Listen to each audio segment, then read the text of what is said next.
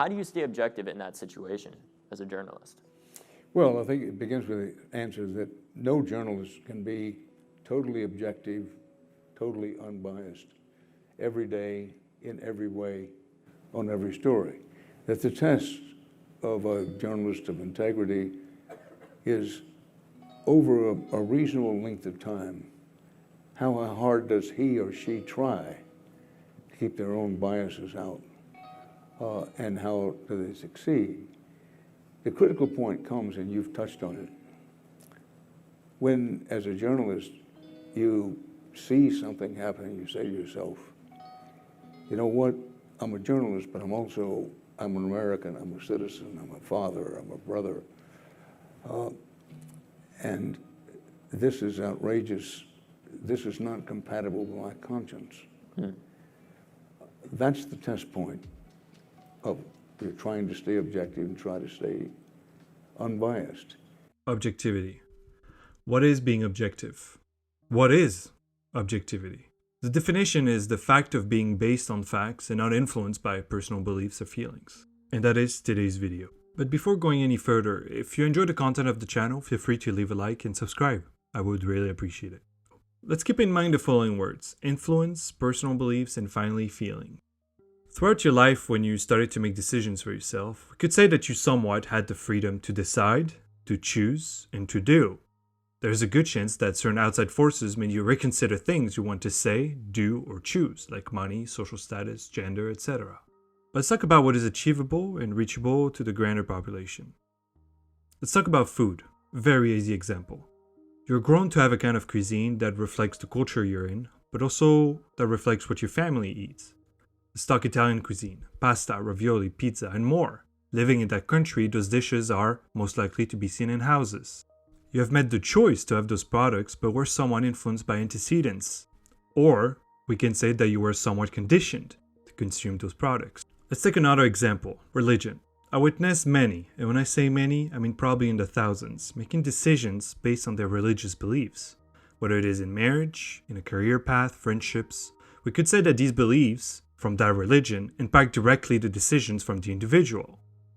But let's go a little bit deeper. You fall in love with someone. That feeling is extremely strong. And if you've ever been in love, you know that you're capable to go far extents to please the other person, and vice versa. And we could say that this is mad love. I mean, you know, that if you're a couple working at the same place, that one or the other, or both, would tend to be more lenient over a mistake than if it was someone else, a stranger. Therefore, we can say that the feelings for a specific individual does alter our decisions. Why are all these points relevant and more precisely connected to objectivity? The essence of objectivity is about the fact of being based on facts. So if we ask, is this food good? One answers yes, then that person was most likely being objective, but only objective to thyself. If we went like this, have you been to that restaurant? I'm thinking of trying it out. Of course, it's excellent food. Or no, well, the food isn't great. Both answers are objective to the individual, but not to the questioner. Why am I being so picky about objectivity? Well, it's simply because objectivity probably isn't a thing. You can't be objective. In fact, as objective as I will try to be in this video, my bias will ever be present. Because of the very definition of objectivity, I'm influenced and have been influenced all my life. My personal beliefs dictate my decisions, my speech, and finally, my feelings choose what is good or not. Let's take academic work for example. I'm going to take two professors.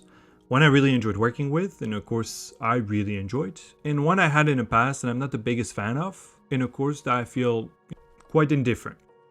Both those courses were related to my major and field, meaning that research proposals or just general research papers should not be entirely different, at least in the conception.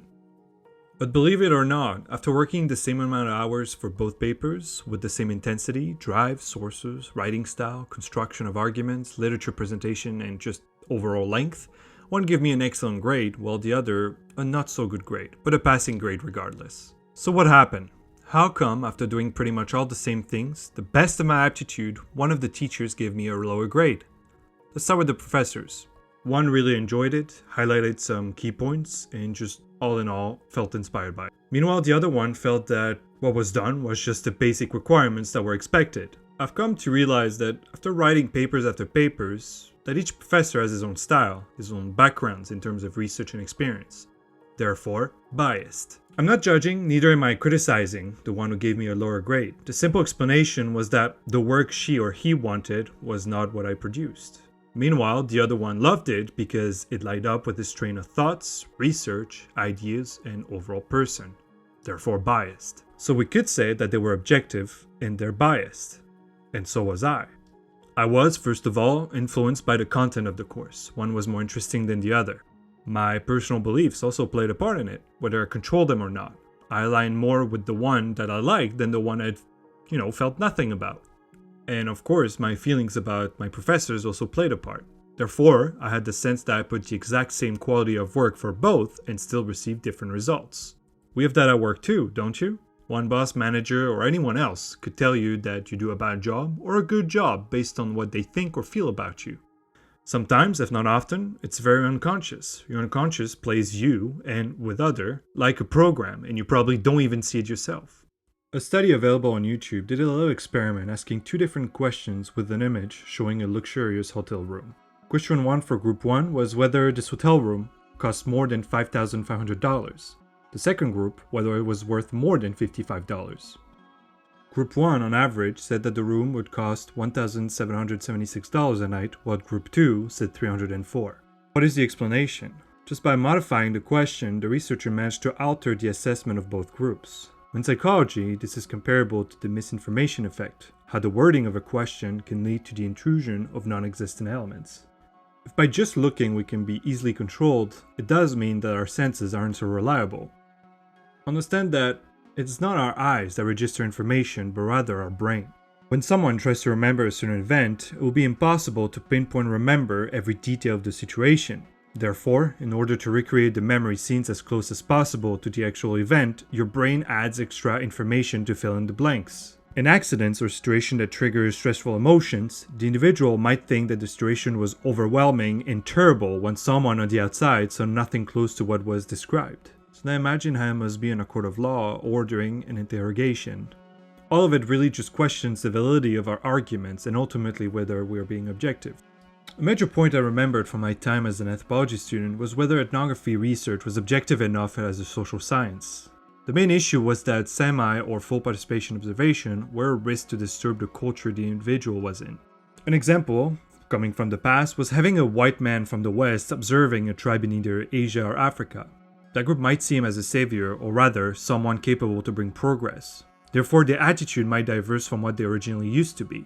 Not only that, but some time ago, cultures different than those found in North America or Europe were judged because of their differences. That's when cultural relativism was born. It's the idea that a person's beliefs, values, and practices should be understood based on the person's own culture and not be judged against the criteria of another. However, and mentioned by Hedekin, it doesn't mean that an outside viewer's observation shouldn't be taken into consideration. And an individual from that culture could tend to romanticize his or her culture, or on the opposite, judge it, therefore biased either way. So how about journalism? Reading some comment on YouTube videos or articles, one thing was clear, and it was that objectivity did not exist. And looking at the recent events, a lot has been said, and a lot has been written, but was anything truly objective? I wouldn't know myself, but I tend for a long time not to see journalists as reliable as they used to be. So what did they do? Here's what Chomsky, considered the father of modern linguistics but also philosopher, had to say about it. There is a concept of objectivity to which journalists are supposed to adhere. Report honestly what is within the beltway, that is, what is considered acceptable by major power centers, state and private. Departing from the framework is biased. There are to be sure exceptions, but there are extensive documentation showing that this framework is upheld with a quite impressive consistency. It can be changed in so many ways. This statement stays true to this day, and yes, that was an objective. So, could we say objectivity is inexistent? Well, yes and no. If anything, it just really depends, and there are just too many factors to take into account. The subject being discussed, antecedents of the individual, unconscious conditioning, experiences, memory, cultural aspects, all of this ultimately is involved in whether we're objective or not, which could seem subjective. I will finish with a quote from Isaiah Berlin. Few things have done more harm than the belief of the part of the individuals or groups, or tribes, states, nations, churches, that he or she or they are in sole possession of the truth, especially about how to live, what to be and do, and that those who differ from them are not merely mistaken, but wicked or mad, and need restraining or suppressing. I didn't make this video to necessarily teach you something or show you the truth, but rather open doors to possibilities in what can be objective, or what objectivity is. Opening a discussion, see whether truth and objectivity are either from the same root, or are diverging, or either meet at the end. Who knows? All we can say is that if someone claims to be objective, that person can be right. And if someone claims that that person isn't objective, can be right also. So maybe, just maybe, Einstein was right, that reality is simply an illusion. Thank you for taking the time to listen, watch, or both.